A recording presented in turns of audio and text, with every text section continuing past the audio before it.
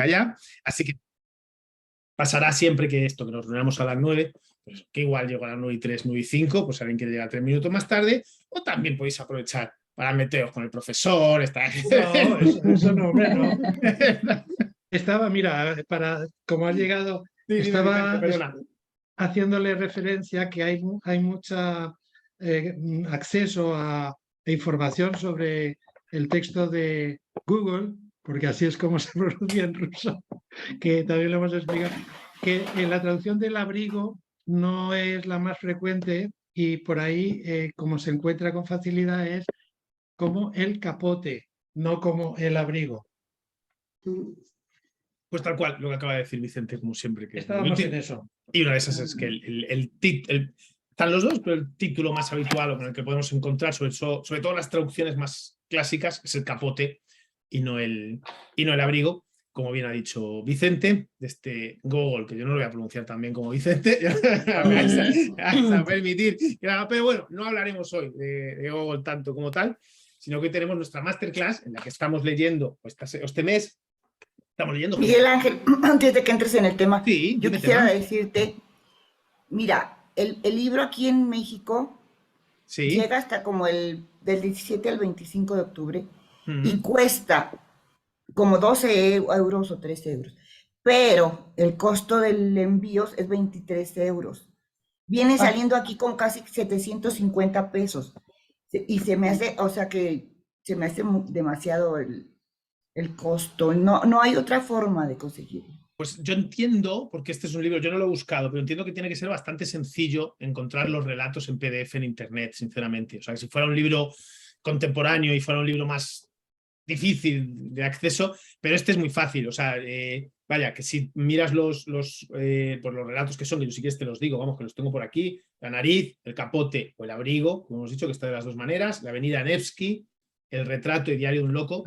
Cualquiera de ellos, si tú lo buscas y pones descargar PDF, es que tiene que ser facilísimo. No sé si alguien lo habrá probado, pero bueno, muy sencillo, muy sencillo. O sea, vamos, que toda la obra de este autor no tiene que tener ninguna dificultad o muy poca dificultad, vaya, que no debería tenerla. Así que te animo a que lo busques, que va a ser fácil. Ana, que creo que hayas levantado la mano, no sé si querías decir algo. Está en Ciudad Ceba, y a mí me pasó lo mismo. Entonces, en Ciudad Ceba están todos los cuentos que quieras, y entre ellos están los que acaba de mencionar Miguel Ángel. Si quieres, Telma, más adelante yo te puedo indicar cómo es. Ay, qué amable, Ana. Está bien. Espero tu comunicación.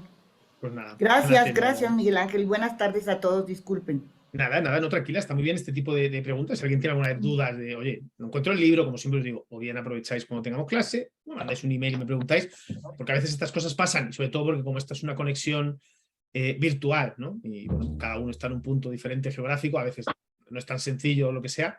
Yo siempre intento, que lo que os pido, libros que sean como de muy fácil acceso, más o menos, ¿no? Pero es verdad que a veces jugamos con clásicos y con obras contemporáneas, y las contemporáneas sobre todo son más difíciles de descargar si no llegan, aunque las contemporáneas suelen tener casi siempre versión también digital, versión electrónica. Pero vamos, ya os digo que en este caso concreto, este libro de Historias de San Petersburgo, los relatos que lo forman son muy sencillos de encontrar, no vais a tener problema. Y sobre todo eso, no pagues, Telma, no pagues 30, 40, 50 euros por él, porque no merece la pena, ¿no? O sea, no que no merezca la pena, entiéndeme, que es un precio desmesurado para este libro. Es un libro de bolsillo que vale eso, 10 euros, 12 euros.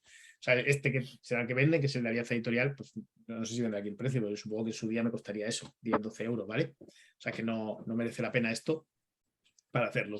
Bueno, dicho esto, y ahora sí, nos ponemos. Esta semana teníamos una masterclass que llevaba un título así como muy pintoresco, que era esto de lo kafkiano 100 años antes de Kafka, y era un poco de lo que quería hablaros realmente. Ya el último lunes de mes hablaremos de Historias de San Petersburgo y analizaremos estos relatos y comentaremos todo lo que consideremos oportuno o necesario sobre el libro, y hablaremos más de sus relatos, de las técnicas que utilizaba Gogol para escribir y demás. Pero a mí lo que me parecía interesante justamente es reflexionar un poco sobre esta figura de lo kafkiano, de algún punto surrealista, de este juego entre la fantasía y la realidad, de lo que luego acabó siendo también el realismo mágico, ¿no?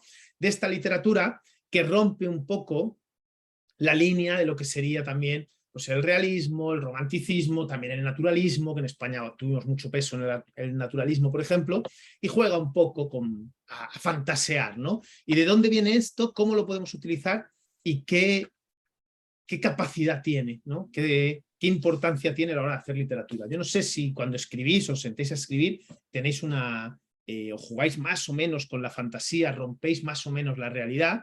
A mí es algo que me cuesta mucho, sinceramente, a la hora de escribir. Cuesta mucho romper la línea lógica de los hechos, pero creo que cuando se hace bien es una cosa súper poderosa para hacer críticas, para hacer reflexiones.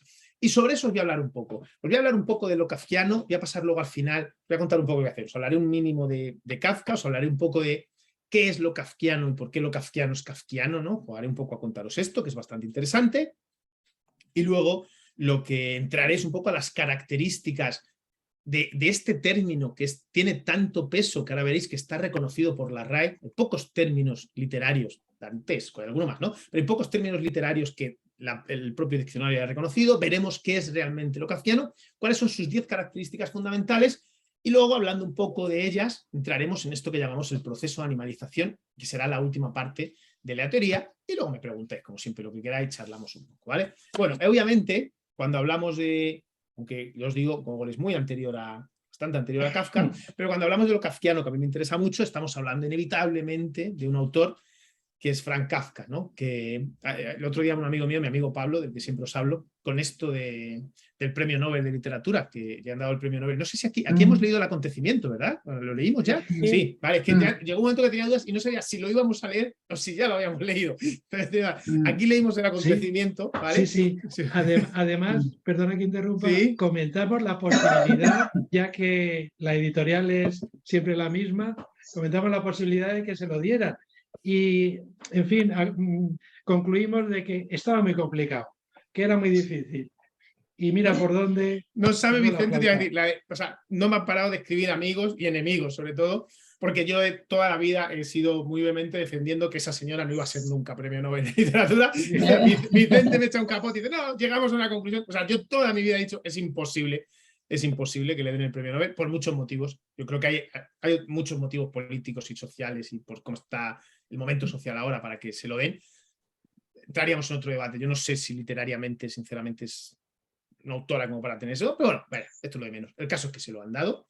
Y un amigo mío hacía una broma sobre Kafka y decía, claro, Kafka no tiene el premio Nobel, entre otras cosas, porque como el señor no quería publicar nada, no había manera, como hay que dárselo en vida, y este señor estaba empeñado en no publicar nada, si no, pues supongo que en su día se lo habrían dado, o no, como a muchos otros. Pero bueno, Franz Kafka. ¿Quién era Franz Kafka? Cuento un par de cosas, todo el mundo sabe quién era Kafka, y todo el mundo ha leído un poco la obra de Kafka, pero es un autor que nace en Praga en 1883, os leo un poco así como la biografía oficiosa, en el seno de una familia acomodada, perteneciente a la minoría judía de lengua alemana. Tuvo 3 hermanas menores, Eli, Vali y Odla, y habían muerto además otros 2 hermanos mayores durante sus primeros años de vida, y sus 3 hermanas murieron años después durante el periodo, de la Segunda Guerra Mundial, el periodo nazi, en diferentes campos de concentración. Como veis, 5 hermanos en total, y los 5 hermanos fallecieron, vida complicada.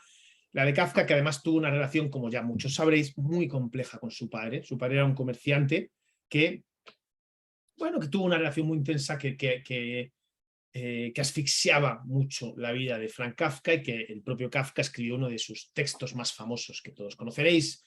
Lo tengo por aquí, pero no me voy a entrar para enseñarlo porque la obra de Kafka todo el mundo lo conoce, que es la carta al padre, que está escrita en 1919, que es una carta abierta, que es una narrativa epistolar. ¿Os acordáis que estábamos hablando el mes pasado de la narrativa epistolar? Pues la carta al padre es una narrativa epistolar en la que no espera respuesta. Kafka no es una narrativa epistolar que solamente la envía y ahí se queda intentando explicar aquello que con palabras no podía, ¿no? Cómo se sentía, lo que significaba esa relación. Kafka tuvo mucho de narrador epistolar, más allá de sus relatos, que es quizá lo más importante, ¿no?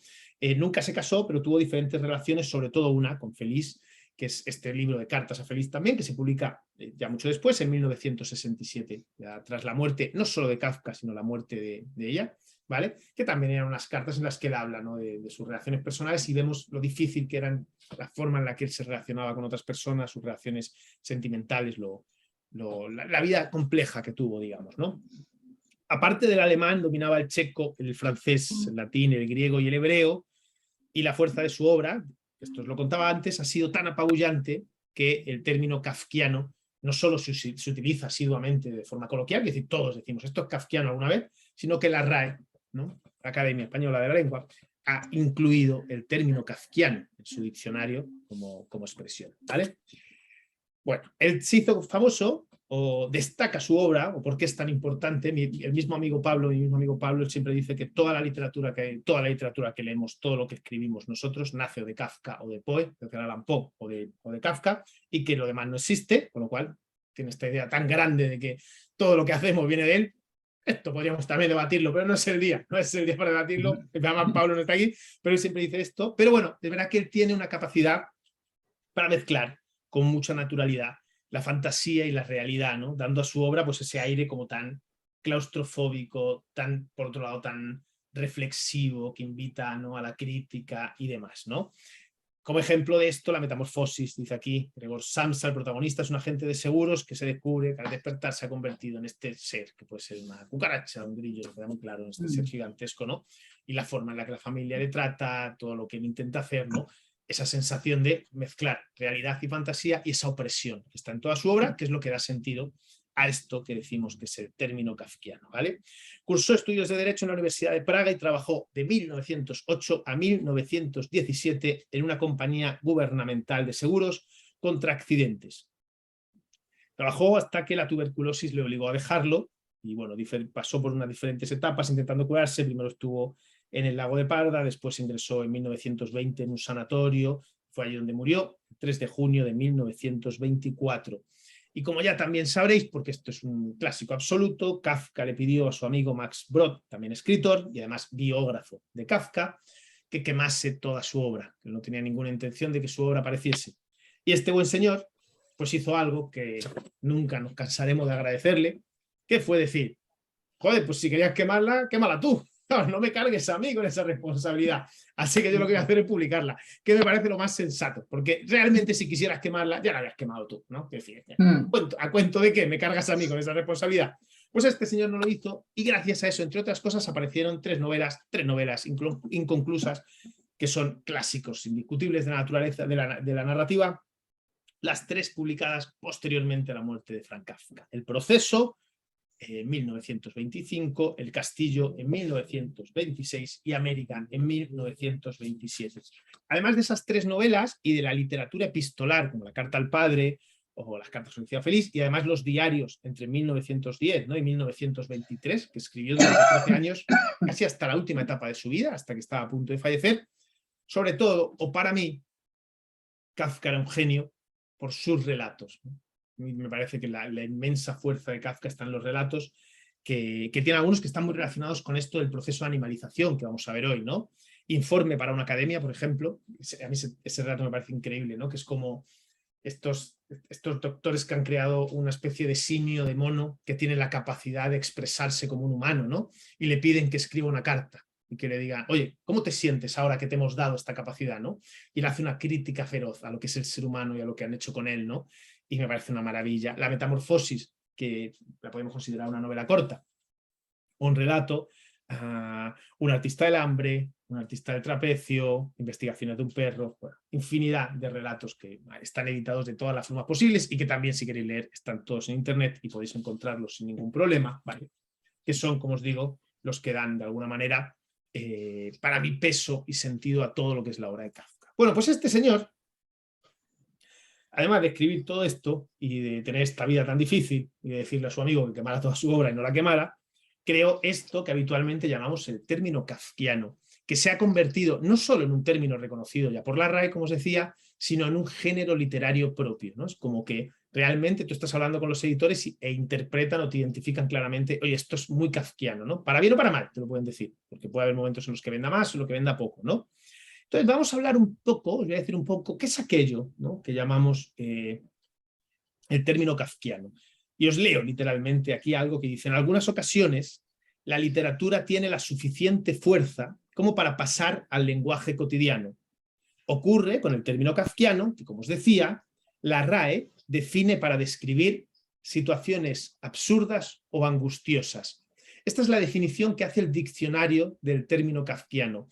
Y lo más kafkiano de todo es que cuando la RAE decidió aceptar este término e hizo esta definición del término, se generó una polémica enorme sobre quienes decían, oye, es que eso no es kafkiano, ¿no? Esto es lo kafkiano de todo. Lo kafkiano es que la gente decía, no, es que lo kafkiano no es kafkiano. Lo que vosotros decís que es kafkiano, no es kafkiano. El que haya leído a Kafka no vale eso. ¿vale? Y esto es muy divertido. Me diréis que parece un relato del propio Kafka, ¿no? Con los lectores de Kafka enfadados con la RAE.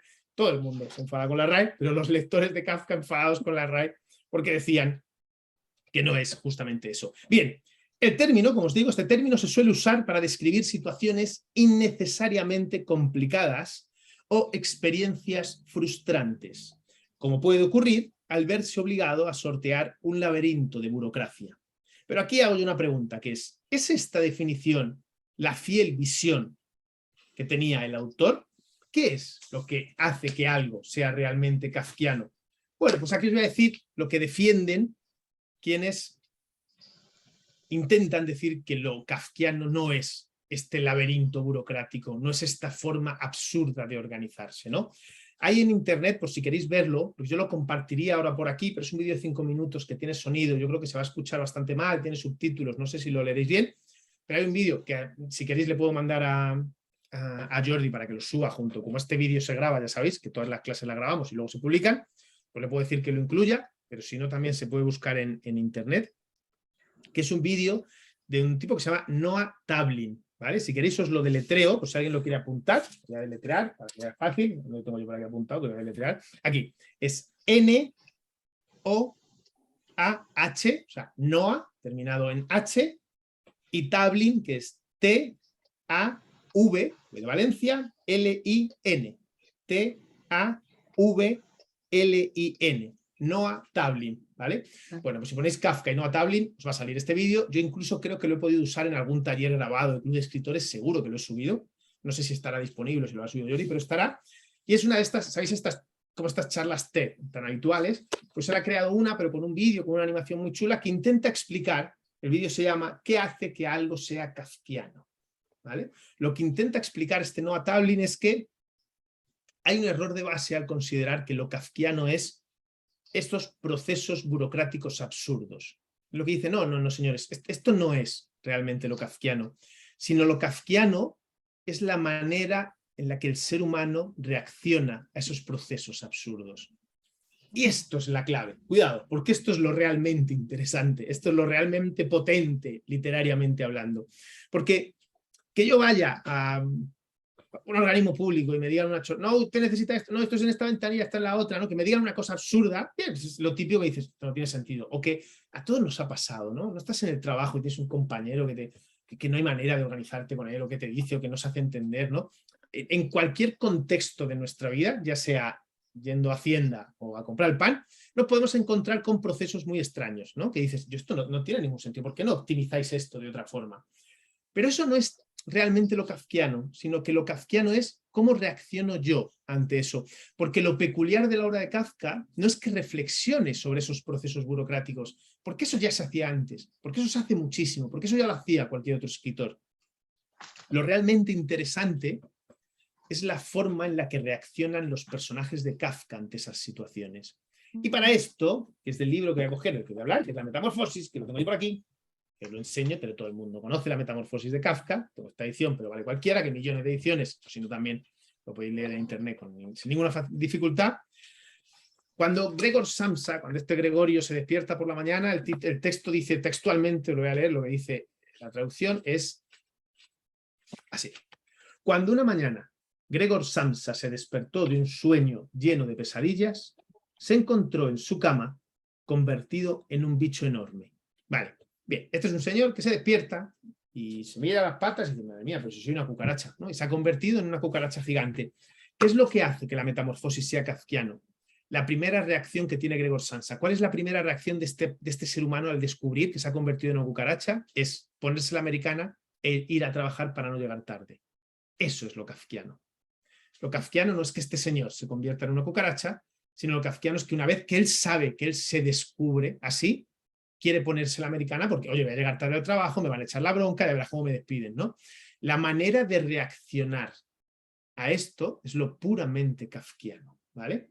Y toda la novela es así. La familia, cuando este tipo no sale e intenta hablar con ella, hace unos ruidos así como guturales muy raros que no lo identifican, ¿qué hace?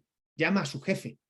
Oiga, venga usted aquí que mi hijo no sale de casa para que vea que está en la habitación, no le despida e intente sacarle usted y que se vaya a trabajar, ¿no? La forma en la que todos reaccionan ante eso, ¿no? Cuando en el proceso, ¿no? Joseph K., que es como el personaje principal, le dicen, oiga, usted, pasado mañana tiene que ir a este sitio y va a entrar en la cárcel y se va a tirar usted en la cárcel 2.000 millones de años, ¿no?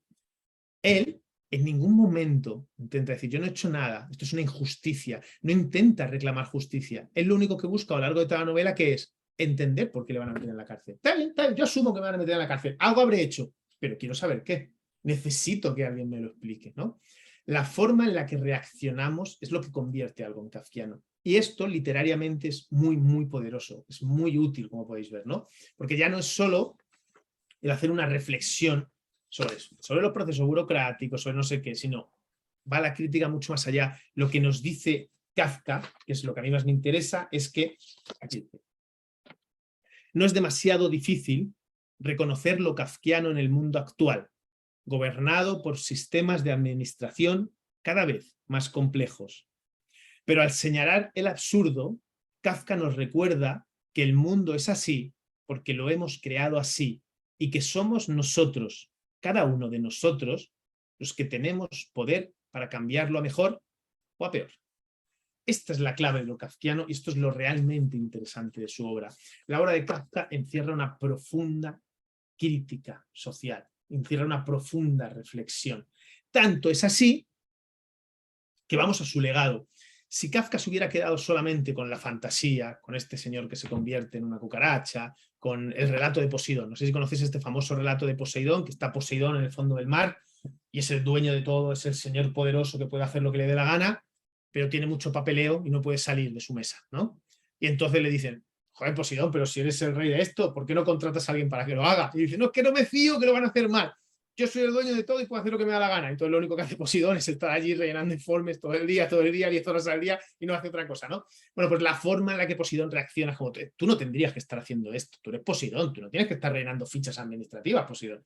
Bueno, esa forma en la que él intenta controlar todo y abarcar una parte absurda del trabajo es lo que hace que algo sea kafkiano. Y por eso, como os digo, el legado de Kafka es casi infinito, porque quienes le referencian son autores de diferentes géneros. Si no hubiera quedado solo en la fantasía, en un relato sobre Poseidón, en un relato sobre una cucaracha, no iría nada. Pero si hablamos del legado, bueno, pues automáticamente hay como autores o movimientos que han reconocido esta influencia de Kafka claramente y que podemos identificar. Por ejemplo, todo el realismo mágico, ¿no? García Márquez hablaba de la influencia de la obra de Kafka a la hora de interpretar el realismo mágico. Bien, hasta ahí más o menos lo podemos asociar. Pero hay una cosa muy curiosa, es que Jean-Paul Sartre o Albert Camus decían que Kafka era una de sus fuentes de influencia, ¿no? Y al final estamos hablando de gente que era puramente existencialista, que hablaba de una reflexión del ser humano, de por qué estamos aquí, el sentido de la vida, y eso se justifica en lo que os acabo de explicar, en que la obra de Kafka va mucho más allá de lo superficial, de lo que aparentemente nos está diciendo, y eso hace que muchos otros autores, mucho más realistas, mucho más críticos, vean en la obra de Kafka un modelo en el que reflejarse. Eso es lo que hace que su sombra sea tan alargada. Y de estos, bueno, muchísimos más, incluso muchos autores contemporáneos. Pablo Messier, por ejemplo, que es un autor, dramaturgo y director de teatro argentino, que ahora en Madrid está representando una obra en la Nave de Español, en el Matadero, que llevan desde que se estrenó sin entradas y ya no hay, han ampliado otro mes y lleva el mes entero sin entrada porque este señor lo vende absolutamente todo, que tiene un éxito tremendo, y él habla de Kafka como su mayor influencia. Orson Welles, que no solo hablaba de la influencia que tuvo Kafka en su obra, sino que él hizo una adaptación cinematográfica del Proceso, extraordinaria, ¿no? Con la propia voz de Orson Welles narrando parte del libro, que si no lo habéis visto, pues es una peli muy recomendable, vaya. Además que el protagonista es, sale ahora el nombre, Anthony Perkins, el actor de Psicosis, pues es quien hace de Joseph K. O Steven Soderbergh, por ejemplo, que es un director de cine súper actual, de Traffic, creo que es, ¿no? O Ocean's 11, este tipo de películas. Pues él habla también de Kafka como su mayor obra, como su mayor referente. Autores contemporáneos, autores clásicos, autores con mucho talento, autores con poco talento, todo el mundo habla del enorme legado de Kafka, por esto que os acabo de explicar, por la importancia del término kafkiano, ¿vale? Bien, os voy a decir ahora como las 10 claves de la literatura kafkiana, y antes de pasar a este proceso de animalización del que os quiero hablar, me hacéis alguna pregunta si queréis de esto que estoy hablando y demás, y después os hablo de la metamorfosis y del proceso de animalización, y de si no lo hacéis, cómo podéis utilizar este proceso de animalización, que tiene mucho de kafkiano, en vuestra literatura, ¿vale? Voy a decir como 10 claves de esto que hemos llamado el término kafkiano y de esta manera de jugar con la fantasía o de romper un poco las reglas de la realidad, ¿vale? No se tienen que dar todas, no son estrictas como siempre, son un poco genéricas y están ahí más de guía que otra cosa, ¿vale? Pero las 10 claves habituales de lo que llamamos la literatura kafkiana serían las siguientes, ¿vale? Ahora me preguntáis la que queráis. 1. La estructura suele ser lineal, sin anacronías, sin demasiadas digresiones, casi siempre avanza en presente. Una de las claves, y vais a ver que muchas de estas 10 claves, de estos 10 consejos que os voy a dar ahora, muchas veces están relacionados directamente con la aparente sencillez. La literatura o todo esto lo kafkiano siempre está la profundidad en el fondo, no en la forma. Yo simplifico mucho la historia para que aparentemente sea muy fácil de seguir y con eso lo que estoy invitando al lector es a que reflexione sobre el fondo, ¿no? Sobre el caldo que hay ahí y no tanto sobre la forma, con lo cual normalmente tiene ese tipo de estructura. 2, esta fundamental. Los personajes suelen ser extraños, individuos con características singulares. Suelen ser personajes apáticos, alineados, que presentan frustración. Bueno, pues un poco lo que os decía. La clave no es tanto la sociedad. La clave es cómo reacciona el personaje ante las normas sociales. Con lo cual necesito crear personajes que estén dispuestos, por decirlo de algún modo, que quieran participar en esto, ¿no? Que formen eso que llamamos lo kafkiano. 3, relacionado con lo que os decía antes. El lenguaje es sencillo, lo complejo debe estar siempre en el fondo, no en la forma.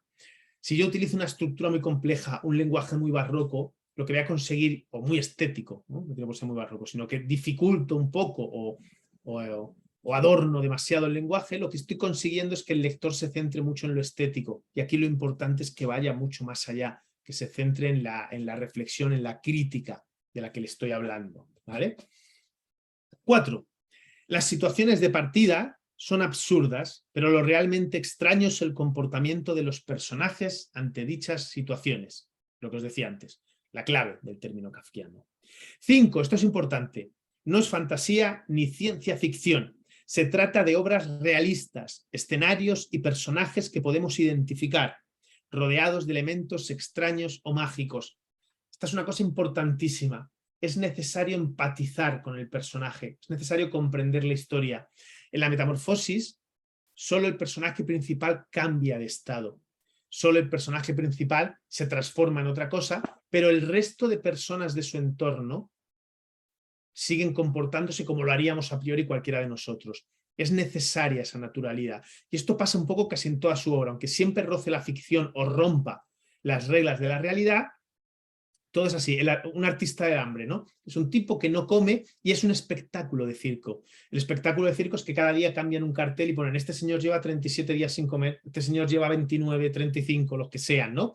Y lo venden así, no es un tipo que está súper delgado, lo intenta justificar para que podamos entender que eso es una atracción de feria, ¿no? Siempre hay que intentar no salirse de las normas puramente realistas, ¿no? Jugar un poco con la ficción, pero sin romper demasiado esto. Aquí hemos leído, si os acordáis, que hablamos ya de lo kafkiano en ese momento, hemos leído hace tiempo ya, no recuerdo cuándo, que yo soy malísimo con la fecha, pero hemos leído a Edgar Keret. ¿Os acordáis de Keret?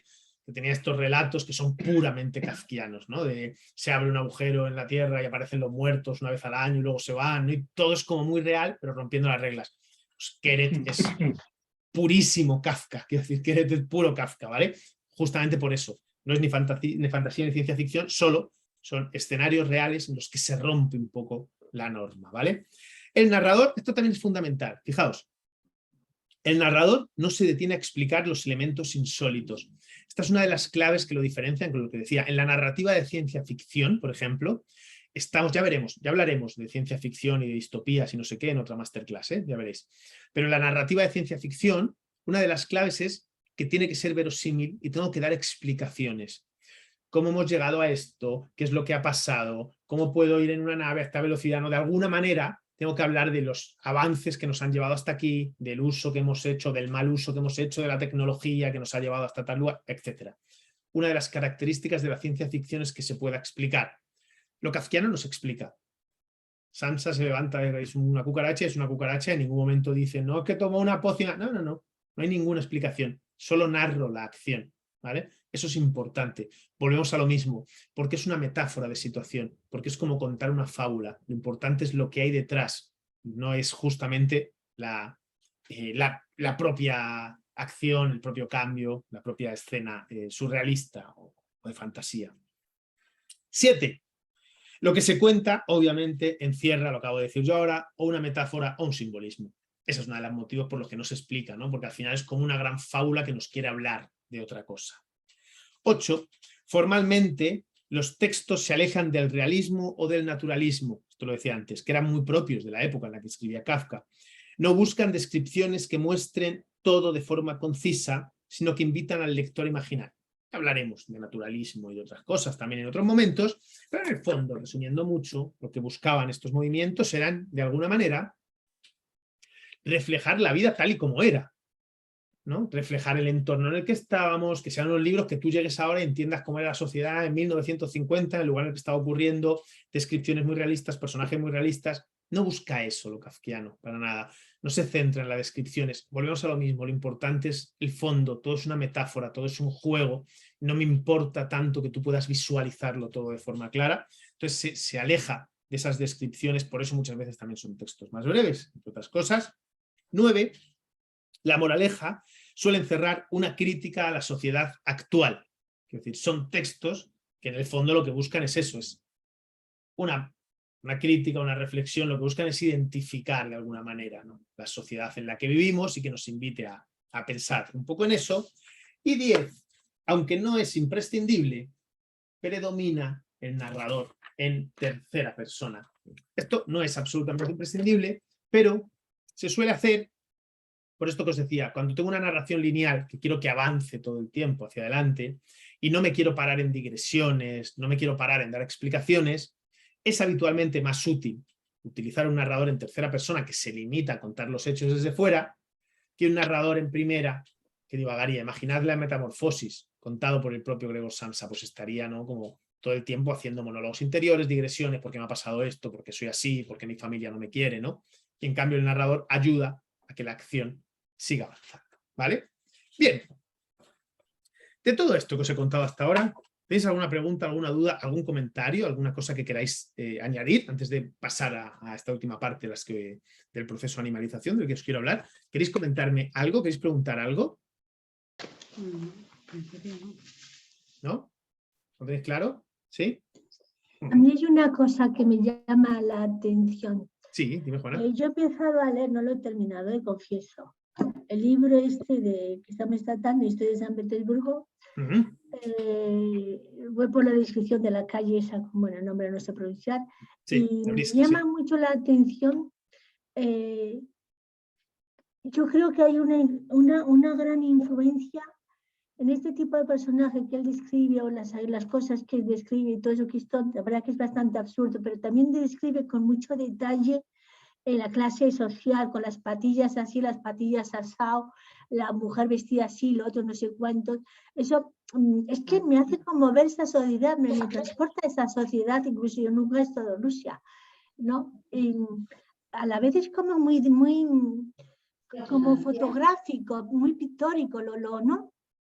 Totalmente. Mira, sobre esto que dices, a mí personalmente el de la avenida Nevsky, que según en qué colecciones es el que aparece el primero, muchas veces, el que yo tengo creo que aparece el primero, a mí quizá de toda la colección que forma Historia de San Petersburgo es el menos interesante para mí, quizá, ¿no? Es el más descriptivo, el más realista y es el que menos me llena, pero sí, en el fondo está relacionado con esto que os decía. Claro, fijaos que estamos hablando de textos de 1840, de 1850, mucho antes de esto que estamos hablando, de 1917, 1920, que es la última etapa de Kafka, cuando se empiezan a publicar sus textos, después del 24.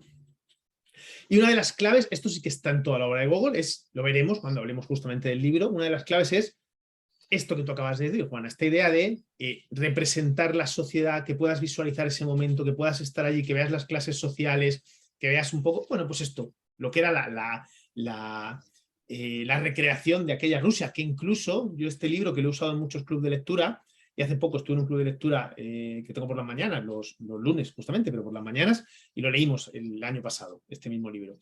Y mucha gente que había estado en Rusia y demás, como que veía como muy claro eso, y eso que es una cosa escrita hace, ¿no? Quiero decir, ¿cuánto habrá cambiado Rusia? Entonces, no, pero lo identificaban muchísimo. Bueno, porque es verdad que es muy, muy, muy visual. esa es una de las cosas, también lo veremos cuando hablemos de la obra de Gogol, el último lunes de mes. Es una de las cosas que cambia. Hoy cuando estamos con lo kafkiano es como más aparentemente sencillo, y en cambio él, claro, que no deja de ser un autor ruso, con todo lo que fueron los rusos que vinieron sobre todo después, porque casi todos los que conocemos llegaron después de Gogol, pero eran autores como mucho más descriptivos, mucho más realistas, con estructuras mucho más clásicas, ¿no? Todavía quedan muchos años para que aparezca Kafka y así que rompa mucho más esa realidad, pero tiene mucho mérito, igual no tanto en la Avenida Nevsky, pero en El Capote, en La Nariz, ¿no? El Diario de un Loco, ¿no? La forma en la que rompe las reglas de la realidad este autor ruso, que es algo casi insólito en su generación, ¿no? Y que tiene mucho de lo que luego Kafka reconocía, ¿no? Que bebía de estas obras, ¿vale? Pero sí, muy descriptivo, como tú dices, ¿vale? ¿Alguna cosa más? ¿Algo más me queréis comentar antes de seguir? ¿Alguna pregunta? ¿Nada? ¿Lo tenéis claro? Vale, perfecto. Bien, pues voy con la última parte, como os decía, de esto. Cerramos un poco el tema de lo kafkiano, y os quería hablar, siempre que hablo de lo kafkiano me gusta mucho hablar de lo que llamo el proceso de animalización. ¿Por qué? Porque cuando hablo de Kafka estamos hablando de la metamorfosis. ¿Y qué es la metamorfosis? Pues un señor que se mete en la cama y se despierta siendo un bicho enorme, evidentemente. Bueno, pues a eso en literatura lo llamamos proceso de animalización. Y es una cosa que es mucho, mucho más útil y es mucho, mucho más habitual de lo que creemos, ¿no? Parece que es algo como insólito, pero no lo es para nada. Y os voy a explicar, ¿no? Voy a explicaros qué es la metamorfosis de Kafka, que además es uno de los procesos de animalización. Partiendo de la obra de Kafka, es uno de los 4 grandes procesos que hay, que ahora os lo cuento, y os voy a contar cómo podemos utilizar a los animales en literatura. Realmente, el uso de animales en literatura es algo súper habitual, ¿no? Súper habitual. Es decir, los animales sirven para dar muchísima información. Tengo por aquí apuntado que es, digo siempre, ¿no? Es indicio, ¿no? O pueden servir para expresar el paso del tiempo. La vuelta de la golondrina es una señal inequívoca de la llegada de la primavera, por ejemplo, pero mucho más. Si yo quiero presentar un personaje, quiero un cliché, creo a un hombre o a una mujer mayor que vive con 30 gatos en su casa sola, pues ya estoy diciendo como mucha información de esa persona, ¿no? O es una persona que habla con los animales, ¿no? Que habla con su perro, con su gato, con sus cosas, que lo trata como si fuera un niño, lo lleva en un carrito, por ejemplo, como si fuera un bebé. Pero pues todo esto nos está dando información de esa persona. Utilizamos mucho. O una persona que detesta a los animales, por ejemplo, ¿no? Que los detesta, ¿no? Y que quiere quitarse del medio, pues en el fondo podemos usar los animales para dar muchísima información. Por ejemplo, en el cine de terror, o en el cine de ciencia ficción, de suspense, siempre se utilizan los animales, ¿no? Para transmitir mal rollo, ¿no? De repente un gato que entra en una habitación y como que magulle, se asusta, y yo automáticamente digo, uy, ahí hay un fantasma, ahí hay algo malo, porque el gato se ha asustado, ¿no? Estos son como formas muy básicas de usar los animales. En las fábulas infantiles, ¿no? Los animales servían para explicar moralejas. Algunas muy chungas, ¿no? Algunas muy chungas, ¿no? Que decir, estas moralejas de la literatura infantil, de Caperucita y el lobo, y si no haces lo que yo te digo, fíjate, que te van a matar, te van a comer, te van a violar, te van a hacer todas las cosas horribles.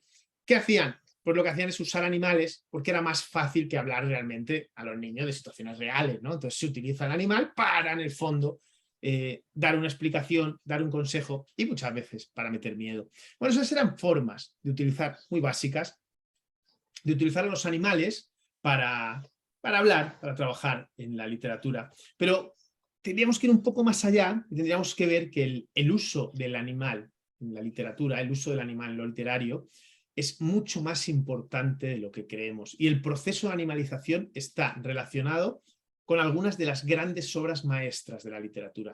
Es una herramienta súper poderosa, ¿no? El uso de la animalización, más allá de las enormes dificultades que tiene, porque ahora veréis que no es nada fácil crear historias verosímiles con esto. Pero yo de lo que os quiero hablar, poco por ir terminando y tener esta como ahorita, que no quiero dar mucha más información, que sé que al final es como 60 minutos dando teorías, como muchísima información para que os quedéis con todo, ¿vale? Pero quiero sí hablaros de como los 4 grandes tipos de procesos de animalización que existen, y os voy a intentar poner algún ejemplo literarios, en cine o demás, de estos procesos de animalización, ¿vale?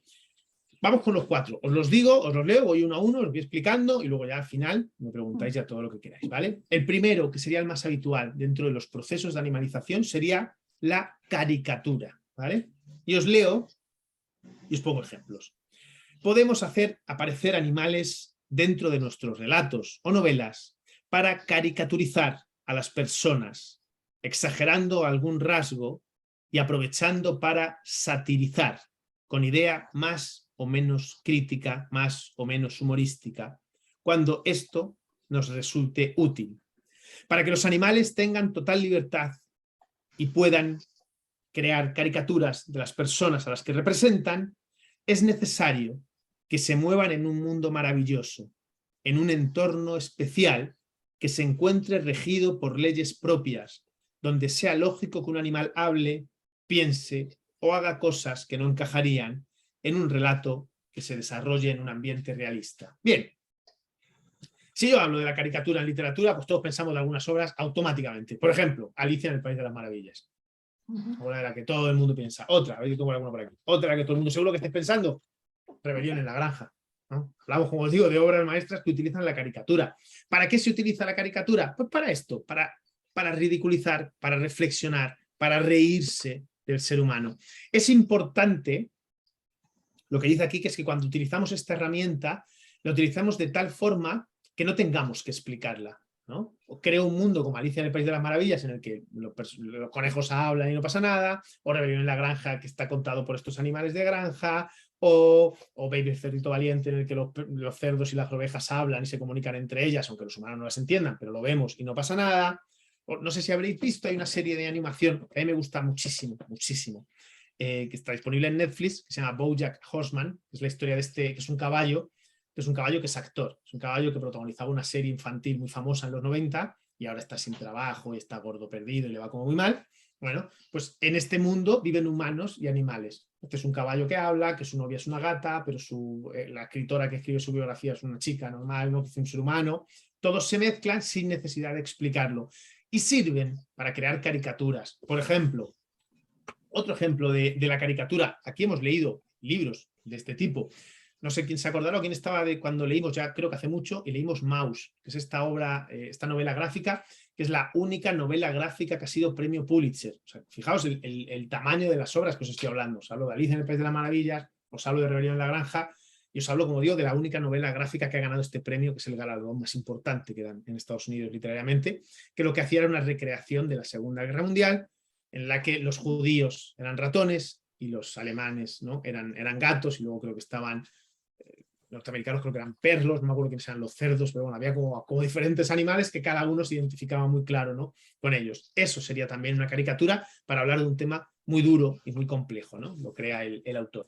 Como veis, es muy habitual, se utilizan obras de mucho alcance, obras de mucho recorrido, y es una herramienta que sirve justamente para eso, para reírse, para reflexionar, para criticar al ser humano. Lo mismo que hacían las fábulas infantiles que leíamos a nuestros hijos, pues lo hacen autores para adultos, para invitarnos a reflexionar sobre quiénes somos realmente como seres humanos, ¿vale? El primero sería la caricatura. Voy con el segundo, que es justamente el que da nombre a esta obra que hemos visto de Kafka, por ejemplo, que es La Metamorfosis. Al contrario que en el apartado anterior, aquí solo un personaje cambia y la sociedad no tiene que ser fantástica. También, como diferencia con el anterior, en este proceso la persona sigue sabiéndose ser humano, no es un animal con la capacidad de hablar. Bien, pues eso. En La Metamorfosis el protagonista no es el cerdito de Babe, el cerdito valiente, que puede hablar con las ovejas y se sabe un cerdo. No. En La Metamorfosis el protagonista es un ser humano que de repente cambia y se convierte en un animal, ¿no? Pero él sigue sabiéndose humano, sigue pudiendo reflexionar, y lo que invito es como esa comunión, esa comunicación que hay entre el hombre y el animal. Obvio, aquí una obra por la que da nombre a esto, La Metamorfosis de Kafka, es la obra que da nombre a este proceso de animalización. Pero hay más, y de autores importantísimos, y autores que yo creo que también hemos leído aquí, que vamos a leer. Boris Vian, por ejemplo, él tiene un libro de relatos extraordinarios, este señor me gusta muchísimo, que se llama El Lobo Hombre. Bueno, esta es una colección de relatos. Pues el primer relato, que es justamente el que da título a la colección y el que aquí aparece dibujado, es la historia del hombre lobo, pero contado de una manera muy original. Porque aquí no tenemos a un hombre que cuando sale la luna llena se convierte en un lobo. No, aquí tenemos algo mucho más divertido y mucho más atractivo. Tenemos a un lobo que de vez en cuando se convierte en hombre, pero sigue sabiéndose lobo.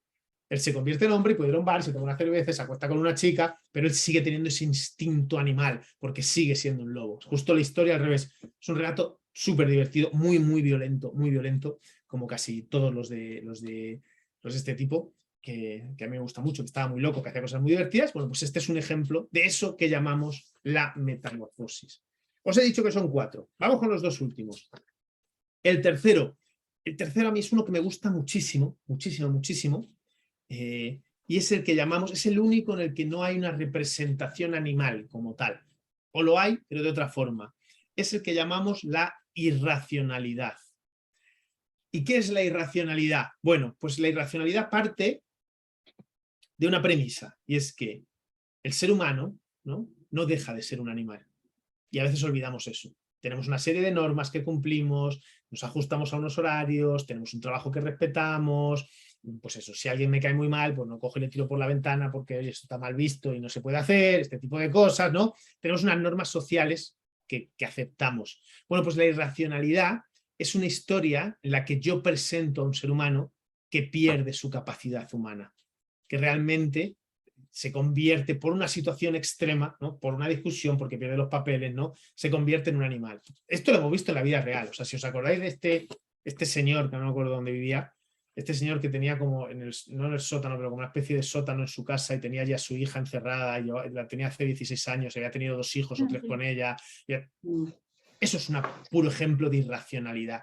Es un señor que no cumplía ninguna norma social. José Bretón, como se llamara, que cuando se separó quemó a sus hijos por vengarse de su mujer. Este tipo de acciones, todos conocemos alguna historia real, ¿verdad? Que se ajusta un poco a eso, es lo que llamamos la irracionalidad. Esto literariamente es muy atractivo. Por poner siempre ejemplos de libros que hemos leído aquí o que hemos comentado, ¿no? Que me gusta porque así los conocemos. ¿Os acordáis cuando leímos La carretera de Cormac McCarthy? Ese es un ejemplo de irracionalidad, ¿no? Pues van ese padre y ese hijo huyendo de todos y cuando los encuentran en una casa descubren que tienen gente a la que se están comiendo, porque como no hay comida tienen encerrado a personas para comérselo, hay canibalismo, se ha perdido cualquier noción de la vida. Claro, es una distopía en la que el mundo tal y como lo conocíamos ha desaparecido. Bien, pues en esa desaparición el ser humano ha ido como a su lugar más primario, ¿no? Parecerse o convertirse sin cambiar físicamente, sin que sea la metamorfosis de Kafka, sin necesidad de una evolución física, se ha convertido en un animal que ha perdido toda norma social o cívica. Esto literariamente, como os digo, es potentísimo, ¿no? El poder justificar, ¿no? esta irracionalidad, el contar una historia en la que presento a un personaje, sobre todo si presento a un personaje con el que consigo que el lector empatice. O sea, le hago que sienta pena por él porque es un tipo al que le ha pasado algo horrible, le han echado el trabajo, no sé, millones de cosas horribles le han pasado. Yo estoy empatizando muchísimo con él y luego le llevo a este punto de irracionalidad y le obligo a hacer cosas atroces. El lector no va a saber dónde situarse, no va a saber cómo gestionar todo eso. Es muy potente este proceso de animalización y es el más fácil de crear porque, antes de pasar al cuarto ejemplo, o al cuarto proceso de animalización, el mayor riesgo, el mayor problema de los procesos de animalización es que el lector se crea la historia. Porque muchas veces, ¿no? Si la historia te la está contando un perro que habla, es difícil a priori creérsela, ¿no? Y esto es uno de los riesgos que tiene este proceso, ¿no? Necesitas que funcione muy bien. No sé si conocéis, hay un relato muy famoso de otro autor que hemos leído aquí, como todo el tiempo saco, que además lo tengo por aquí. Tengo llamadas telefónicas por aquí y no sé dónde está. Ah, no, este Putas Asesinas. ¿Os acordáis de Roberto Bolaño, que leímos llamadas telefónicas? Bueno, aquí tengo Putas Asesinas, pues justo es el que me falta. En El Gaucho Insufrible sale un relato que se llama El policía de las ratas, me parece un relato, y es un relato extraordinario. Es un homenaje al género negro con una investigación, ¿vale? Típica investigación de un asesinato, quién habrá matado, quién no habrá matado. Pero lo divertido es que el protagonista es un tipo al que llaman Pepe el Rata, pero es que es una rata de verdad. Entonces, los asesinatos son que en las cloacas han encontrado ratas muertas y la rata tiene que investigar quién está matando ratas, ¿no?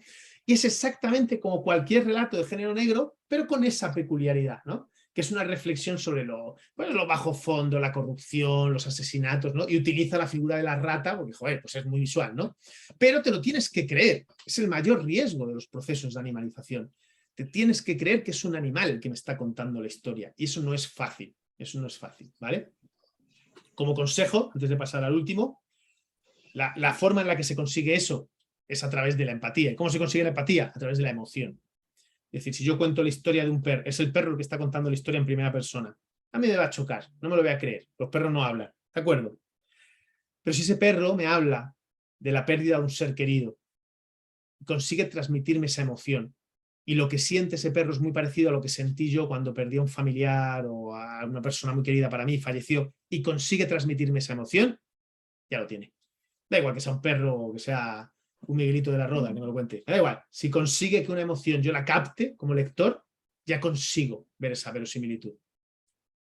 Es más fácil decirlo que hacerlo, obviamente.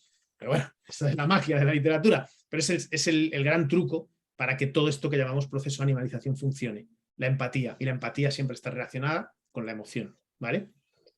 Y vamos con el cuarto y último proceso de animalización, que es el que llamamos el antagonista. Y para este leo siempre el ejemplo de un libro que voy a enseñar ahora, que es este por aquí, que se llama, fijaos, cuando hablamos de autores importantes y de libros importantes, El viejo y el mar, de Ernest Hemingway, por ejemplo. Nada menos, con este libro Hemingway también ganó el Pulitzer y además el año siguiente fue Premio Nobel de Literatura, nada más y nada menos, ¿vale? Y dice aquí, El viejo y el mar. En El viejo y el mar, el animal tiene un papel muy diferente. Hombre y pez, adversarios a muerte, en el mar son iguales.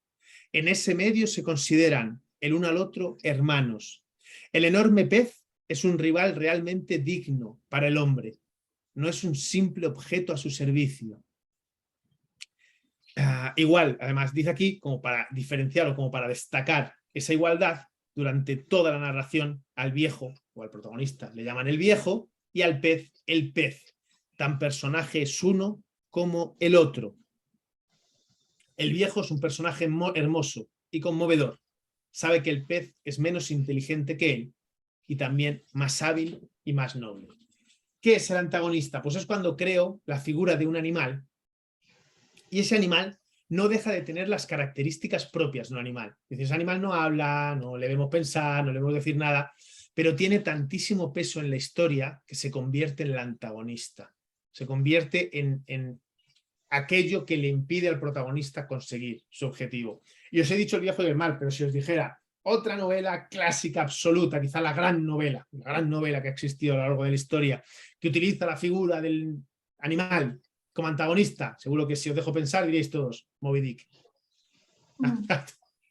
Es que es así. Y una película, Tiburón, por ejemplo, ¿no? Es que es así.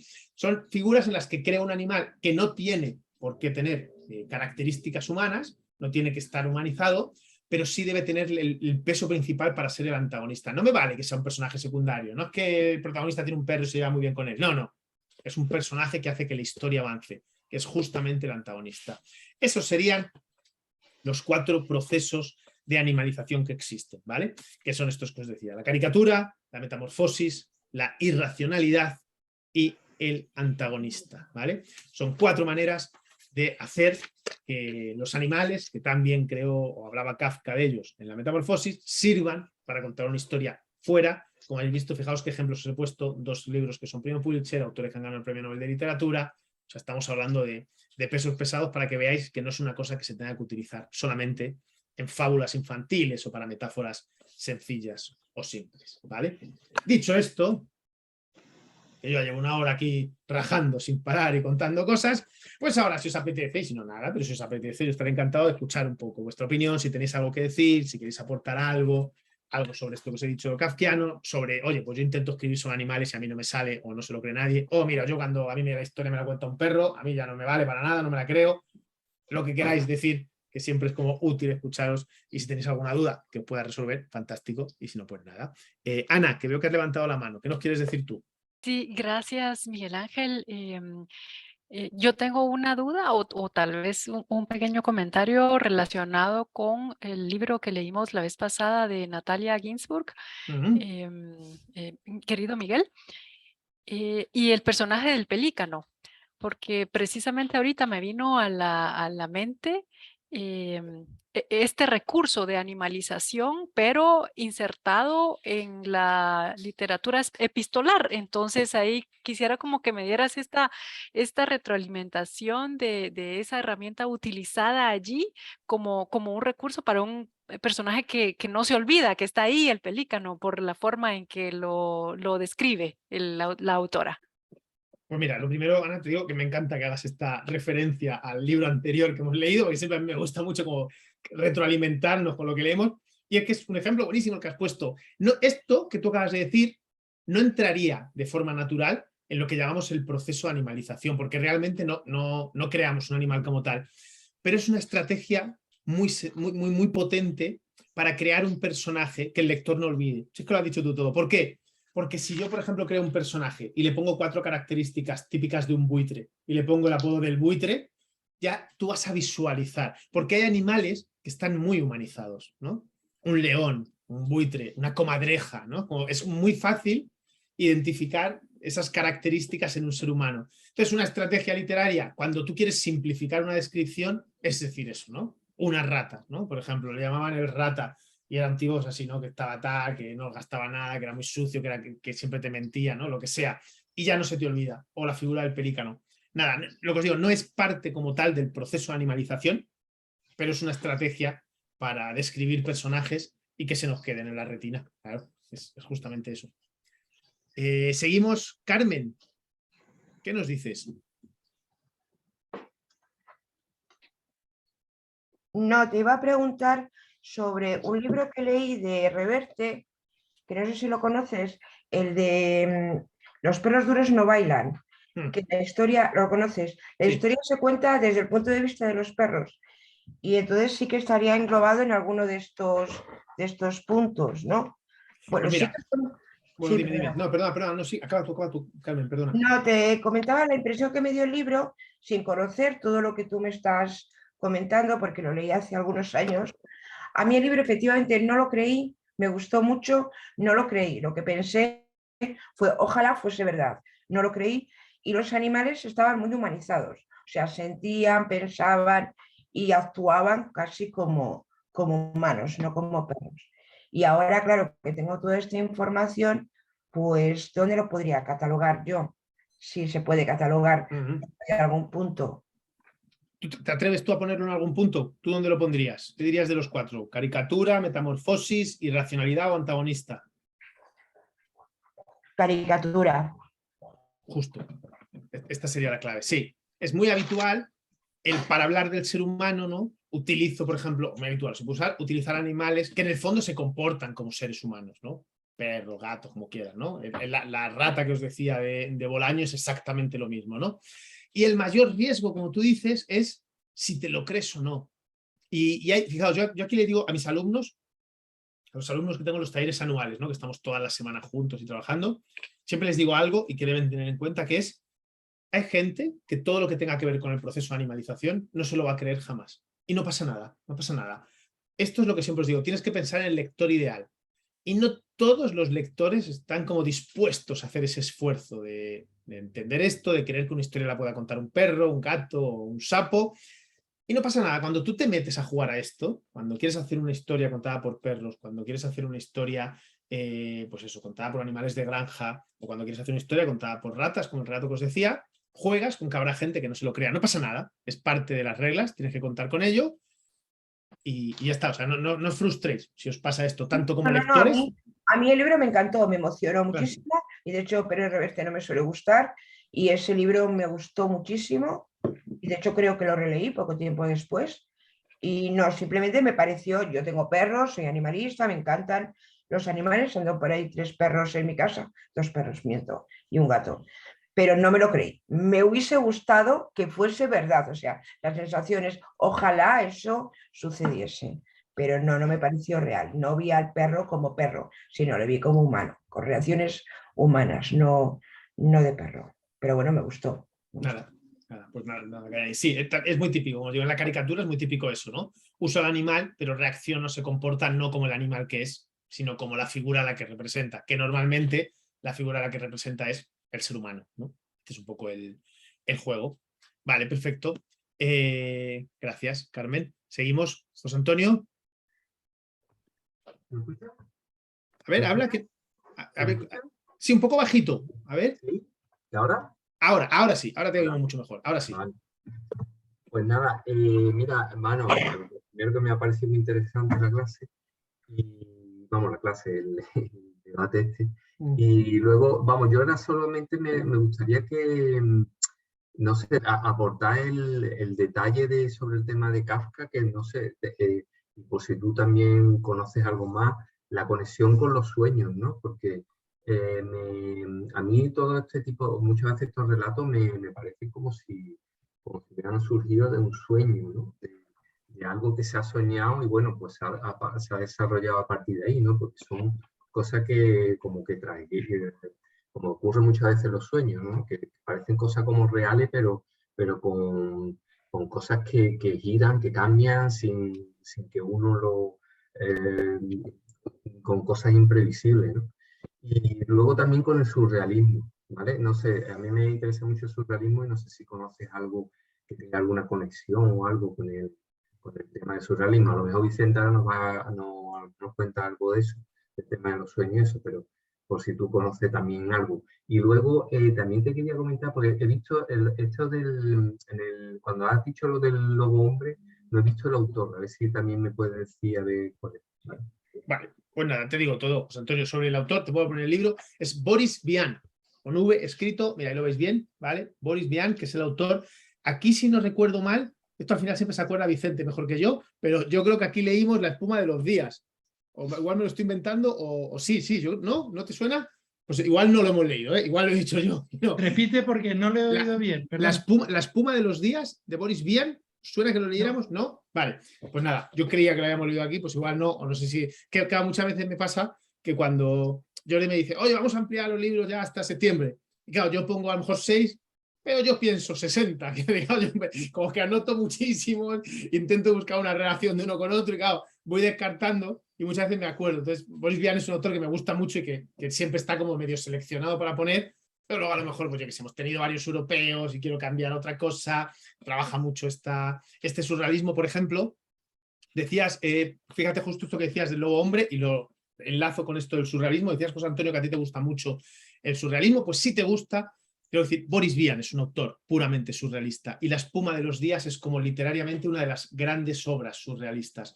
Para mí lo kafkiano no es surrealista, o sea que si te interesa, yo creo que es un autor que te debes apuntar, y sobre todo este libro que te he dicho, porque este autor, este Boris Vian, tenía como dos ramas, una puramente surrealista, él vivía en Francia, tocaba la trompeta, estaba muy metido con los artistas surrealistas y tenía mucho de esto. Entonces, por un lado, escribió varias obras, esta El lobo hombre también tiene mucho de esto, pero sobre todo La espuma de los días, que es como la representación de ese tipo de literatura, ¿vale? O sea que si no lo has leído seguro que te va a gustar o que creo que puede ser interesante para ti. Y luego tiene otra parte en la que trabajaba como la novela negra, una novela muy violenta. Es el autor de Escupiré sobre vuestra tumba, Todos los muertos tienen la misma piel, y son novelas mucho más violentas y nada surrealistas, ¿no? Pero bueno, si te interesa, puedes ir por ahí por La espuma de los días, que yo creo que está ahí. Si lo leemos o si algún día lo vemos, trabajaremos mucho más sobre el surrealismo, que yo creo que una de las... Para mí, pero bueno, ya entraríamos en otro debate y demás, y tampoco quiero salirme mucho más de lo que estábamos hablando, pero una de las diferencias es como el objetivo, ¿no? El surrealismo está más relacionado con impresionar, con lo estético, con el cambio de orden, ¿no? Como descolocar un poco, y lo kafkiano, que es donde vamos, está mucho más relacionado con la crítica social, con la reflexión sobre el ser humano, se comunica mucho más con lo existencialista, como os decía, y con estos autores como Sartre o como Camus, ¿no? Que estaría un poco por ahí. Y luego lo que decías de los sueños, que entiendo que lo que me preguntabas, José Antonio, era un poco si la inspiración de Kafka venía como de sus sueños o si él tenía sueños y luego los representaba en sus textos, que sinceramente no lo sé. Yo te diría que no, yo nunca he entendido eso así. Sí que hay autores, ¿no? Esto siempre estás, os he puesto alguna vez ejemplos, ¿no? Cortázar sí que lo decía mucho, ¿no? Casa Tomada, él decía, yo soñé el relato tal y como lo escribí, y él hablaba de esto. Yo diría que no de Kafka, pero sinceramente no lo sé como para describir si realmente está inspirado o no en sus sueños. No sabría decirte con exactitud, con lo cual no me atrevo a decir algo. Nunca intento decir algo que no sepa seguro porque no sirve de nada. Yo estoy aquí para dar información buena y si no lo sé no lo digo. Yo diría que no, sinceramente, pero no sé hasta qué punto estaba influenciado por sus propios sueños Kafka a la hora de escribir. Pero hasta donde yo sé de la obra de Kafka no era esa la forma en la que construía sus relatos. Sueños, surrealismo y Boris Vian, creo que lo he contestado todo. Si te queda alguna duda, si hay algo que me quieras preguntar luego me lo comentas otra vez. Pero creo que eran esas 3 cosas. Y sobre todo eso, si te interesa el surrealismo, apúntate de verdad La espuma de los días, si no lo has leído, y cuando lo leas ya me cuentas, que yo creo que lo vas a disfrutar. Pero la espuma de los días es de este hombre también, de Boris Vian. Es de Boris Vian, eso es, de Boris Vian. Boris Vian, la espuma de los días, es como su obra maestra. Y nada, bueno, léelo y si lo lees algún día y tal, pues luego lo comentas. Me escribes un día y me dices qué te ha parecido, pero yo creo que te va a llamar la atención, justamente por eso. Es un ejemplo por la época en la que vivía, por el entorno, por las influencias que tiene, todo es puramente surrealista. Así que nada, ahí te dejo la recomendación y seguimos. Nada, a ti, José Antonio. Juana, ¿qué nos cuentas? Sí, pues yo no voy a contar nada, yo hablo. Si no te importa. No, pues para eso estamos. Es que verás, es que me llama mucho la atención, es que yo soy muy curiosa, ¿sabes? Entonces, cuando tú pones un título a un relato, a un libro, a lo que sea, a veces como que ya sabes de lo que vas a tratar. Como que ya tengo una idea, bueno, uy, esto me va a hablar tal cosa. Y eso es lo que pasa en ese título que has dicho, pero no me acuerdo quién era el autor, hijo, el Maus. El Maus, como es una palabra alemana que significa ratón, y lo que tú has contado de alemanes, judíos, todo este rollo, esto, perdón, no lo de rollo, que es muy de andar por casa. Entonces, lo que te quiero decir que hay también, eso podría decir que existe la caricatura en el título, ¿no? No sé si llama... Estoy caricaturizando a unos personajes que son muy reales porque son históricos. O sea, que yo ya no ni ciencia ficción ni que estén alejados en el tiempo tampoco. Entonces, y los estoy llamando, pues eso, ratones. O sea, yo creo que eso es una caricatura de esas personas, ¿no? Puede ser, te iba a decir, puede ser, no me había planteado nunca, sinceramente, pero puede ser, Juan, esto que dices. Sí, yo lo que creo, por darte mi opinión, ¿no? Sobre esto que dices tú de los títulos, ¿no? Hay como varias vertientes y varios caminos a la hora de poner títulos, ¿no? Hay quienes lo que hacen es títulos muy, muy explícitos, ¿no? Y quienes lo que intentan son títulos como más estéticos, ¿no? Poéticos, ¿no? Y hay gente, por ejemplo, pasa mucho con los minimalistas, ¿no? Estos autores, en general con los americanos pasa mucho, ¿no? Que son como muy explícitos con los títulos, ¿no? Como los títulos de Carver o de Cheever, que es El nadador. Es una familia que va a comer, la comida. No sé, no es como, ¡pum! Es como, no, son así, ¿no? Si leéis esos títulos, como, joder, no lo habéis pensado nada, ¿no? Pero es una corriente, es una manera, ¿no? Los minimalistas empezaron con eso, Tobias Wolff es así, ¿no? El relato tan famoso de Tobias Wolff, que ganó el Lo Henry, ¿no? Que es esta pareja que escucha algo en la casa de al lado y empieza a investigar qué puede ser. ¿Qué título le pone? La casa de al lado, ¿no? Que como son absolutamente explícitos muchas veces los norteamericanos a la hora de poner títulos, y hay quienes son mucho más poéticos, ¿no? A la hora de escribir. Los argentinos son muy poéticos. Para todo, pues son muy poéticos. Mira Patricio Pron, ¿no? Y la vida interior de las plantas de interior. Tiene un libro que se llama, ¿no? Tiene este juego mucho más literario, mucho más recargado. Y es una cuestión estética, ¿no? De qué título te gusta poner. A mí yo le doy mucha importancia al título. Y está bien esto que dices de la caricatura. Puede ser que en el propio título haya eso, ¿no? Lo que creo es eso, que hay títulos muy explícitos. Maus es un título muy explícito, como que va directo al grano, como tú dices. Sí. Esto, todos los norteamericanos están. Y luego hay otra literatura, pues eso, por ejemplo, la literatura española a veces está como a medio camino, pero la latinoamericana, perdón, muchas veces es más poética, ¿no? Es como más a la hora de titular. Bueno, es una cuestión estética, pero tiene mucha importancia. Es lo que yo te puedo decir sobre los títulos, Juana. Continuamos. Telma, que tienes la mano por el lado. Yo nada más quiero comentar sobre una compañera escritora acá del grupo de... Espera, que se te ha cerrado el micrófono, Telma. No se abrió. Ahora. Quiero comentar sobre una compañera escritora acá en México, del grupo de acá de México, Tenora, que ya nos tiene acostumbrados a un relato sobre gatos, sobre su gata mariposa. Entonces, cuando yo lo leo, ya haz de cuenta que estoy leyendo los conflictos y los detalles familiares de la familia que la tiene, ¿no? Es una mamá y una hija, pero te relata, por ejemplo, que lleva una tía con un perrito, y entonces que las circunstancias y como las situaciones con el perro, entonces, de veras es creíble. A ella le llamamos Gaby Gato, pero su gata se llama Mariposa. Y las aventuras de Mariposa ya son famosas entre nosotros. Entonces, nada más quería saber, decirte que eso yo creo que corresponde como al primer, a la caricatura. Ajá, la caricatura. Pero sí, está muy creíble ya su historia. Nada más eso quería decir. Si a alguien le interesa, ahí están los relatos de ella. Nada, pues eso iba a decir, que os animo a que si queréis leerlo, que están ahí supongo en la página web y lo podéis ver. Yo no doy ese taller, no la conozco, que no compartí con ella trabajo, pero bueno, lo que sí que es cierto y está relacionado con esto que decías, Telma, es muy interesante, y es que quien trabaja lo kafkiano, en el sentido amplio de lo que hemos visto de lo kafkiano, y quienes trabajan en literatura los procesos de animalización, recaen, como decía esto que decía Cortázar, ¿de cómo recaen? Pues recaen. ¿Por qué? Bueno, porque es una técnica que es poco habitual, que no es la más convencional, no es un narrador en primera persona normal, ¿no? Entonces, es verdad que cuando lo manejas, te gusta y lo sabes utilizar, es muy habitual, que no digo todo el tiempo, pero es muy habitual que asiduamente hagas esto, ¿no? Es como quienes usan narradores infantiles, que lo usan mucho, ¿no? Que es muy habitual porque tienen una voz infantil muy trabajada y les funciona muy bien. Pues al final, todo esto, ya digo, desde lo kafkiano, como lo que hemos visto, la semilla, el origen de lo kafkiano, quienes son Keret. Poníamos el ejemplo de Edgar Keret. Todo lo que hace Keret es puramente kafkiano, siempre se mueve ahí, y quienes trabajan también el proceso de animalización es muy habitual que sean recurrentes y que lo hagan habitualmente, como el ejemplo de la compañera que nos decía Telma. Continuamos. Vicente, cuéntanos. Sí, pues nada, aportar algo al comentario de José Antonio sobre estos orígenes, pero sin entrar en detalle. Quiero decir, en lo onírico, ¿no? Porque tiene su miga y tampoco es motivo de tratarlo hoy. Pero lo que sí que quería aportar es que en 1882 Carlo Collodi escribió Pinocho. Y Pinocho, como marioneta,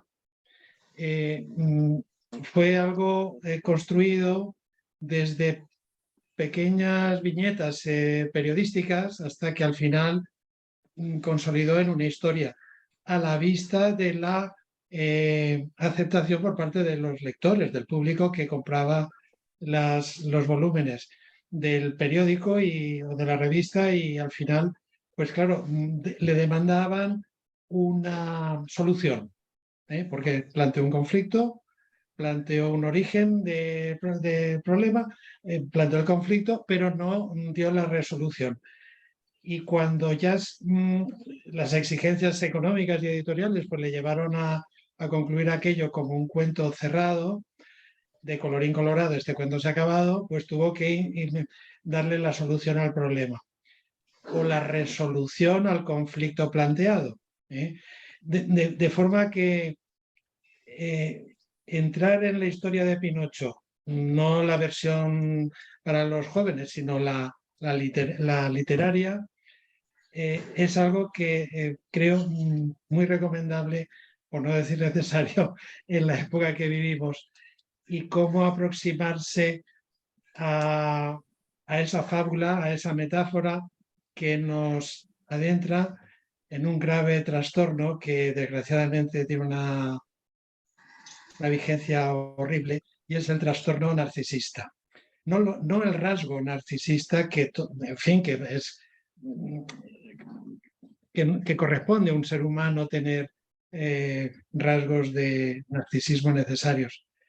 Pero comprender el problema del narcisismo en nuestro entorno y en la época en la que vivimos, fíjate, fue 1882. Del narcisismo todavía nadie había diseñado el cuadro sindrómico, ni tampoco había diseñado el cuadro psicopatológico. En cambio, este señor, y no se sabe de dónde, y ahí viene mi respuesta a José Antonio, concluyó con esta obra magistral que al día de hoy pues no solamente está vigente, sino que es casi a nivel escolar. Para mí creo que sería obligado el darla a leer. De forma que no por tener influjo onírico desde lo inconsciente colectivo para expresar una idea, no es necesario copiar. Uno puede estar influido por ese mensaje de lo inconsciente colectivo y en él activarse la imaginación creadora suficiente para dar lugar a un personaje que de carácter universal ha permanecido y me imagino que permanecerá por tiempos inenarrables. Y se le cuenta a los niños con cierto aire infantil, mientras lo que se le está diciendo al niño, al que le cuentas Pinocho, es decir, no te vayas a convertir tú en otro narcisista degenerado, psicópata, que esto no, ya no necesitamos, que ya para eso ya hay demasiados. En fin, esto es lo que quería transmitir o aportar al comentario de José Antonio, que uno puede desarrollar un trabajo creativo y original por influjo, sin lugar a duda, de lo soñado, de lo inconsciente que penetra o traspasa un poco la barrera de la inconsciencia para influir en la consciencia y favorecer la creación de este tipo de personajes. Es lo que quería aportar. Gracias. Perfecto, nada, me ha encantado esto que dices, a Vicente, y sobre todo esa parte, si no lo he entendido bien, ¿no? Como de que, ¿no? Esta parte de que uno utiliza eso, ese sueño, ¿no? Eso que ha imaginado, de forma inconsciente, bueno, en el fondo, ¿no? De forma inconsciente, quiero decir, tienes una idea más que utilizarlo sería como el tertium non datur, latinazo, tenemos una consciencia y un inconsciente, pero si conseguimos un punto intermedio donde el uno va a influir al primero y el primero se deja influir por el segundo, obtenemos una posición que antes no existía, que existía en ese mundo de la fantasía de lo inconsciente y no realizado por el consciente, porque no era consciente. Pero si hay esa acción de permitir la influencia del uno sobre el otro, esto, donde se conjugue un poco de lo racional con un poco de lo irracional. Y eso no hace falta soñarlo. Quiero decir que eso viviendo ocurre. Hubo alguien que a la función psicológica que permite ese roce productivo le llamó la función trascendente. No porque trascendiera en plan filosófico, sino es como en las matemáticas, que la función trascendente en formulación matemática es porque conjuga números racionales y números irracionales para hacer cálculos meteorológicos, porque de lo contrario no sería posible hacer ese tipo de cálculo matemático. Entonces, esto es un poco o sea, no es un acto de la voluntad, es algo que se produce viviendo. Y si lo sabes pillar, o aquel que es capaz de coger la mosca, pues hace algo y muchas veces sin la consciencia de lo que se está haciendo, como ya he contado. Pero al final resulta algo verdaderamente... Entonces, eso en el proceso de animalización y sobrevenido de nuestro mundo irracional, pero conseguido, plasmado en el mundo racional, pues crea obras tan maravillosas como Pinocho. Obra que, por cierto, decías tú, porque estoy de acuerdo que es una obra imprescindible, ¿eh? Pinocho, decías tú que para leer en los colegios, aunque es mucho más violenta de lo que nos hacen creer, Pinocho, pero mucho más violenta, o sea que esta visión como dulcificada que nos llega de Pinocho nada tiene que ver con el verdadero Pinocho, pero vaya. Vale, continuamos. ¿Alguien más quiere decir algo? ¿Queréis comentar algo más de esto kafkiano, de la metamorfosis, del proceso de animalización, de lo que hayamos hablado? ¿Queréis que hay alguna cosita más que queréis añadir? ¿Nadie? Veo por ahí que nadie levanta la mano. ¿Vale? Bueno, pues mientras alguien se anima o no se anima, pues yo os recuerdo que, para terminar... Ah, no, perdona, Ana, que no te había visto. Ana, ¿qué me dices? No te preocupes, solo una duda. Es tranquila. Que hablaste de talleres anuales. ¿No son esos talleres que pones en la página del club.net? No, o sea, aparte de no, o sea, quiero decir, están los vídeos de Club de Escritores que todavía seguirán subiéndose más porque, o sea, aunque ahora ya no grabo vídeos de Club de Escritores porque hago las masterclass y el Club de Lectura, hay bastantes vídeos grabados que irá subiendo Jordi periódicamente, como el Steam o como el Haga, no sé cuántos le quedarán, pero quedan bastantes, pero no, luego este año no tengo presenciales, yo he tenido mucho tiempo, o sea, lo habitual es que tenga talleres presenciales semanales y talleres virtuales semanales, en los que cada semana hay... Bueno, parecido a lo que hacéis en Club de Escritores, ¿no? Quiero decir, hay teoría, escriben un relato y comentamos el relato con los alumnos, aunque no, por si alguien tiene interés en apuntarse conmigo en algún taller, ahora mismo no tengo plaza en ningún taller, no queda plaza libre, pero si alguien tiene interés en estar conmigo o lo que sea, pues nada, me escribe un email si en algún momento surge alguna plaza o lo que sea, o quiere información de los servicios que haga, tanto en Club de Escritores o como fuera, lo que sea. Bueno, en mi página web está todo también, esto siempre lo digo, en miguelangelgonzalez.net aparecen siempre donde estoy. Quiero decir, los talleres que estoy dando, lo que voy a hacer en Club de Escritores, lo que hago por mi cuenta, informes de lectura que elaboro, yo qué sé, libros que escribo, todo lo que hago aparece por allí. Si tenéis cualquier duda me escribís. Pero es verdad que este año doy muy pocos porque estoy en un proceso justo de escritura, estoy escribiendo una novela nueva. Entonces, más allá de esto que hago en Club de Escritores, que es como mi gran dedicación, y doy solo un taller virtual, un único taller virtual, y nada, ahora mismo está lleno y tiene lista de espera porque muy poquito, habitualmente doy como mucho más talleres, pero bueno, este año, por eso, por una cuestión de tiempo y de escritura, no puedo dar más. Así que no tengo plaza. Pero vamos, si tenéis cualquier duda, queréis preguntarme algo, como siempre, me metéis en mi página web, me escribís y yo contesto o dudas o lo que surja, ¿vale? Ok, gracias. Nada. ¿Tienes email, Miguel Ángel? Sí, pero en mi propia página, o sea, mi email es cuentista@miguelangelgonzalez.net, ¿vale? Pero si no, si lo queréis apuntar, está fácil como eso, cuentista@miguelangelgonzalez.net, ahí me escribís. Y si no, siempre lo digo, en mi página web hay un apartado que es contacto, igual mejor entra ahí, y me llegan a ese mismo correo, ¿vale? Es el único correo que tengo, y obviamente me escribís un correo y me llega, pero si lo hacéis a través aparece un formulario y me escribís ahí, pues automáticamente me llega también al mismo correo, ¿vale? Entonces eso, cuentista@miguelangelgonzalez.net, y si ponéis miguelangelgonzalez.net, pues ahí está mi web, y en el contacto me escribís, y eso, y me llega al mismo correo. Es posible, porque muchas veces estoy en un sitio o en otro, y sobre todo muchas veces estoy fuera de casa trabajando, porque quiero dar una charla o lo que sea, que a lo mejor escribís y tardo 3 días en contestar, porque muchas veces no estoy en Madrid, pero vaya, que si me escribís por cualquiera de las dos formas, automáticamente lo veo y os digo lo que sea, ¿vale? Gracias. Nada, a ti.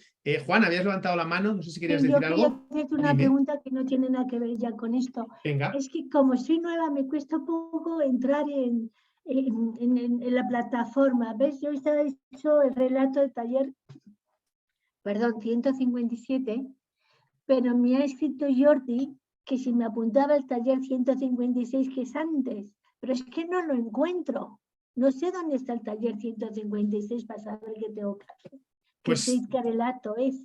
Pues os voy a decir, es libre. Claro, seguro que hay alguien aquí que les pueda ayudar más. Es que yo ya la plataforma de Club de Escritores, yo no la manejo y... El 156 es libre. No tengo ni usuario para entrar, entonces no sé muy bien cómo, ni cuándo sube Jordi las cosas, ni cómo se hace. Yo entro aquí en Zoom con el usuario. Entonces, preguntas técnicas, no es que nos quiera ayudar, que yo os ayudo de mil amores, pero es decir, preguntas técnicas de la plataforma es Jordi, porque yo no entro y no la manejo y no sé muy bien cómo funciona. Yo os digo, yo Zoom entro con el email de la escuela y la contraseña que me ha pasado Jordi, pero la plataforma ni siquiera entro, porque cuando subo vídeos o cualquier cosa es Jordi el que lo sube, entonces ni siquiera sé cómo se accede ahí. Entonces, según algún compañero, pues mira, te dice Telma que es libre el tema, porque yo ahí me pierdo. Sí, pero mira, ya no lo puedes tampoco hacer, porque este relato, el 156, es el que hemos entregado como fecha límite este domingo que fue ayer. Entonces ya, eso igual que te lo ha dicho él antes de varios días atrás, me imagino, ¿no? No, lo dijo creo que el domingo. No lo sé. Bueno, si no lo puedo asegurar. Claro, ya ese no lo puedes hacer. Ya tienes que ir del 157. Ese ya lo he hecho. Entonces lo que voy a hacer es que hablaré con Jordi, le escribiré a Jordi a ver, porque todavía me cuesta un poco manejar la plataforma. Nada, pues dudas, lo que tengas, escribe a Jordi. Eso, que es uno en semana, pero que se acaba el plazo de envío es precisamente el domingo. Y ese ya está pasado ya. Pues gracias, es muy amable. Pues eso, lo que te dice, miren, pues si tienes el 157, aprovecha y súbelo pronto para que ya lo tengas y listo. Carmen, no sé si habías levantado la mano tú o alguien había levantado la mano por ahí. No, Carmen, la había levantado, pero era para contestar a la compañera y más o menos ya está. Vale, pues nada, eso, que todo lo que le podéis decir, le ayudáis a Juana, que yo no voy a poder, y seguro que le ayudáis mejor. Telma, ¿qué quieres decirme tú? Mira, en nuestro grupo, Juana, manejamos un WhatsApp y así, a los compañeros que escriben y que por alguna razón no se les registró, lo mandan en ese grupo y lo leemos y lo comentamos, aun cuando no se haya incorporado oficialmente. Es una forma de reconocer el trabajo que ya hiciste, pero no sé si ustedes tengan un grupo de chat. Pues no sé, miraré mañana. Bueno, gracias. Nada, pregúntale a Jordi eso también, acaba de decir Telma, que igual es útil si tenéis WhatsApp o no sé qué, que yo ahí ya me pierdo también, y te lo dicen. Vale, continuamos. Mirta, que habías levantado la mano. Sí, buenas tardes. Lamento haber llegado demorada, pero no, las fechas se me pierden ya. Yo quería preguntarle algo, como este es el centenario de Kafka, yo supongo que debe haber muchos concursos, ¿no? ¿Te recuerda alguno? ¿Concursos te refieres en cuanto a homenaje a Kafka o relacionado con el centro de Kafka? Sí. Pues si te digo la verdad, no. O sea, aquí en España, que yo sepa, no. Ahora mismo no. O sea, tenemos otros de Almudena Grandes, que hace poquito, Javier Marías también, y de los dos han sacado certámenes, tanto de Almudena Grandes, que han sacado 2, como de Javier Marías por su fallecimiento reciente.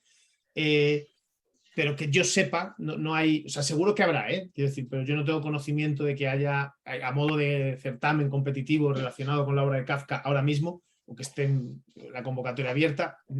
No, la verdad que no lo sé. Seguro que habrá algún tipo de evento, pero yo lo desconozco. Ya, gracias. Nada. Muchas gracias. A ti, ¿está? Vale, continuamos. ¿Algo más? ¿Alguna otra cosita queréis decir que se os haya quedado por allí?